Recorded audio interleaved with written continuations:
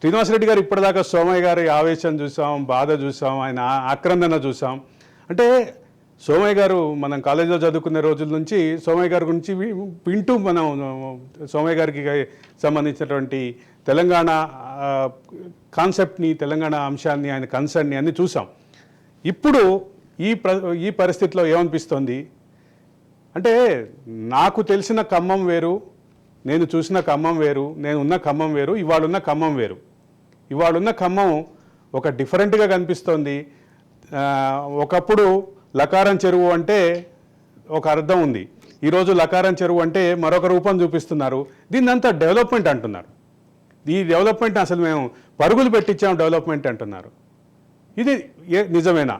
పరుగులు పెట్టిందా? నిజంగానే డెవలప్మెంట్ పరుగులు పెట్టిందా?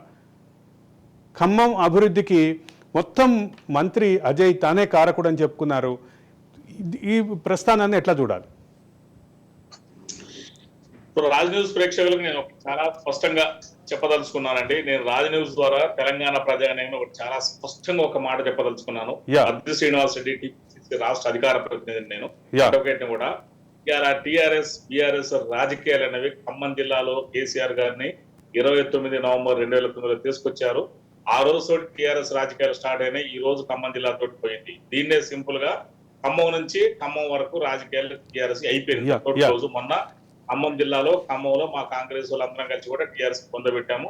ఇది ఖచ్చితంగా జరుగుతుంది. ఎందుకంటే ఎక్కడ కూడా ఎలాంటి డీవియేషన్ లేదు. ఇది ఖచ్చితంగా జరిగేదే. తెలంగాణ యొక్క అంటే టీఆర్ఎస్ పార్టీ యొక్క ప్రస్థానం ఖమ్మం నుంచి ఖమ్మం అని కూడా చాలా స్పష్టంగా చెప్పగలుగుతున్నాను. ఇవాళ కేసీఆర్ గారు మా ఖమ్మాన్ని ఎంత వివక్ష చూశారంటే, నల్లగొండలో మహాత్మా గాంధీ యూనివర్సిటీ పెట్టారు. మా ఖమ్మం జిల్లాలో మైనింగ్ డెవలప్మెంట్ ఉన్నాయి. అత్యధిక గిరిజనులు ఉమ్మడి జిల్లాలో ఉన్నా కూడా ఒక గిరిజన యూనివర్సిటీ ఇవ్వలేదు, మరి మైనింగ్ యూనివర్సిటీ ఇవ్వలేదు, జనరల్ యూనివర్సిటీ కూడా ఇవ్వలేదు. మా ఖమ్మం దగ్గర ఎస్ఆర్ఎన్ పీజీఎన్ఆర్ కాలేజ్ ఎప్పటి నుంచో ఉంది. చాలా పెద్ద ప్లేస్ ఉన్నా కూడా దాన్ని అటానమస్ యూనివర్సిటీ కూడా చేయొచ్చు దాన్ని. అయినా కూడా కావాలనే ఖమ్మం మీద ఫస్ట్ నుంచి కూడా ఉమ్మడి ఖమ్మం జిల్లా మీద కూడా కేసీఆర్ చాలా వివక్ష చూశారని కూడా నేను ఈ సందర్భంగా తెలియజేస్తాను. అదే సందర్భంలో తానీషా కాలం శ్రీనివాసరెడ్డి గారు తానీషా కాలం నుంచి ఉన్నటువంటి సాంప్రదాయాన్ని ఉమ్మడి ఖమ్మం జిల్లాకు ఐకానిక్గా, తెలంగాణకు ఐకానిక్గా చెప్పే భద్రాచలం రాములవారి కళ్యాణానికి తానీషా కాలం నుంచి ఉన్నటువంటి సాంప్రదాయాన్ని ఈ కేసీఆర్ వచ్చిన తర్వాతే దాన్ని విస్మరించారు అనేది ఒక ఆరోపణ ఉంది.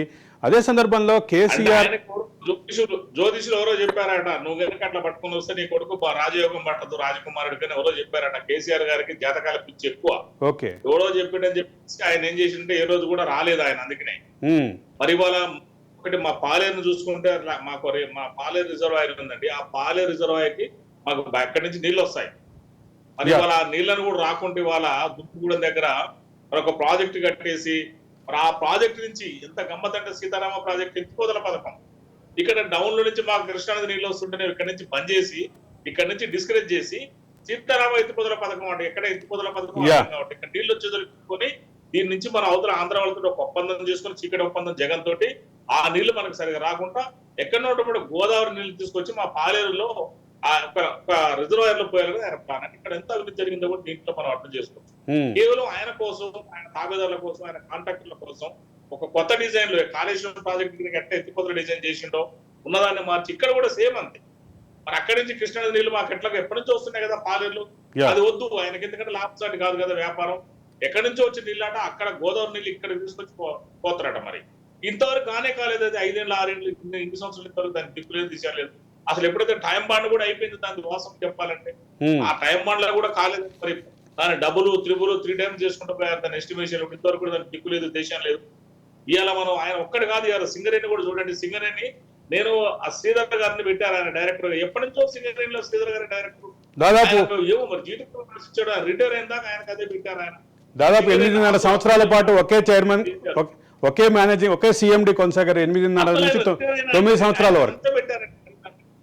ఇలా సింగరేణి బెల్ట్ చూసుకుంటే మాకు ఇల్లెందు కానీ, మరి పినపాక కానీ, సత్తుపల్లి వరకు కూడా మాకు సింగరేణి బెల్ట్ ఉంది. మరి వాళ్ళ సింగరేణి బొగ్గు కార్మిక సంఘం పరిస్థితి ఏమైంది? కవిత గారు అధ్యక్షురాలు ఉండే, అంత ముందు ఆమె హరీష్ రావు గారు కూడా పర్యవేక్షణ చేసి ఇలా వీళ్ళ వల్ల సింగరేణి బెల్ట్ మొత్తం పోయింది. ఆ ఖమ్మం జిల్లాలో కూడా వాళ్ళ కంప్లీట్ గా జీరో అయ్యే పరిస్థితి వచ్చింది. వాళ్ళు ఎక్కడ కూడా ఏది కూడా సింగరేణి జాబులు కూడా ఇంతవరకు పడలేదు. వాళ్ళు కారుణ్య నియామకాలు కూడా చేయలేదు. మరి భద్రాచలాన్ని చూసుకుంటే భద్రాచలాన్ని గ్రామ పంచాయతీ కానీ, మున్సిపాలిటీ అని కానీ, మేజర్ గ్రామ పంచాయతీ కానీ కొత్త పంచాయతీ తీసుకొచ్చి దానికి ఒక అధికారులతో ఇవాళ పరిపాలన సాగించాలి భద్రాచలాన్ని అంత పెద్ద ఫేమస్ అయినటువంటి భారతదేశంలో గుర్తు పొందినటువంటి వాళ్ళ టెంపుల్ సిటీని ఇవాళ లాస్ట్ ఏం లేకుంటే ఒక దరిద్రాన్ని బట్టి చేశాడు ఇవాళ. అంటే ఇంత దౌర్భాగ్యం. అక్కడ 7 మండలాలు పోయినాయి, అక్కడ 7 మండలాలు ఆంధ్రాకి పోయినాయి. నేను మన గాంధీ భవన్ పోయినప్పుడు నాకు స్వయంగా అక్కడ వచ్చి చెప్పారు, సార్ మా పరిస్థితి ఎడుకాకుంటుంది, మేము చదువుకున్నదేమో అక్కడ, మేము ఉన్నదేమో ఇక్కడ, మా లోకల్ 400 పెద్ద సమస్య అవుతుంది, మా పరిస్థితులు మాకు అక్కడ వాళ్ళు పట్టించుకోవట్లేదు, మమ్మల్ని ఇక్కడ వాళ్ళు పట్టించుకోవట్లేదు. 7 మండలాలు పోతున్నా కూడా కావాలని చూస్తూ కూర్చున్నాడు తప్ప ఎందుకు నిమ్మకం భద్రాచలం కొద్ది దాటగానే మన స్టేట్ ఎండ్ అవుతుందండి. పోతేనేమో మళ్ళీ మనకు ఇటు ఇక్కడ చెర్ల వరకు పోతాం, మనం వెంకటాపురం చెర్ల వరకు పోతాం, అటుపోతే ఏమంటే కట్టు. నేను ఎందుకు ఆ ఏరియాలో కూడా తిరిగి అనుకుంటే నాకు తెలుసు పర్టికులర్ గా జాగ్రఫీ కూడా. ఏంటి పరిస్థితి అంటే ఆయన స్వార్థం కోసం ఆయన నాకు ఎందుకు లేకపోవాలి, ఎవడేటన్నా పోయి నేను మాత్రం తెలంగాణ ముఖ్యమంత్రి ఆ రోజు పట్టించుకోలేదు, నిమ్మకం నీరెత్తినట్టుకున్నాడు. ఇలా ఆర్థికంగా కానీ, రాజకీయంగా కానీ, భౌగోళికంగా కానీ మరి మా ఖమ్మం జిల్లా పరిశ్రమలకు ఎప్పటి నుంచో పిల్లలాగా ఉంది ఒక రకంగా చెప్పాలంటే. వాళ్ళు స్పాంజర్ అని భారతదేశంలో మొట్టమొదటి స్పాంజర్ అని కూడా మాకు ఎన్నో ఉన్నా కూడా బయ్యార ఉక్కు ఫ్యాక్టరీ ఉన్నది, ఆ ఉక్కు ఫ్యాక్టరీ ఉంటే అట్లా అంతవరకు దిక్కుదేశం లేకుండా చేసి కూడా దాన్ని ఏం కానీ లేదు. ఎన్నో వనరులు ఉన్నా కూడా ఇలా మా ఖమ్మం జిల్లా కావాలనే కేసు. ఎందుకంటే ఈ ఖమ్మం జిల్లా ఆయనకు ఎప్పుడు కూడా సీట్లు రాలేదు, ఓటు రాలేదు ఉద్దేశంతో. కానీ ఆయన ఖమ్మం జిల్లా రాజకీయ జీవితం మా ఖమ్మం జిల్లాతో ప్రారంభమైంది. ఇదే ఇక్కడ మా ఖమ్మం గవర్నమెంట్ హాస్పిటల్ తీసుకొచ్చారు, ఇదే ఖమ్మం జిల్లాతో ఈసారి రాజకీయ జీవితం అంతమైందని కూడా నేను సందర్భంగా చాలా స్పష్టంగా రాజకీయ ప్రేక్షకులకు తెలియజేస్తున్నాను.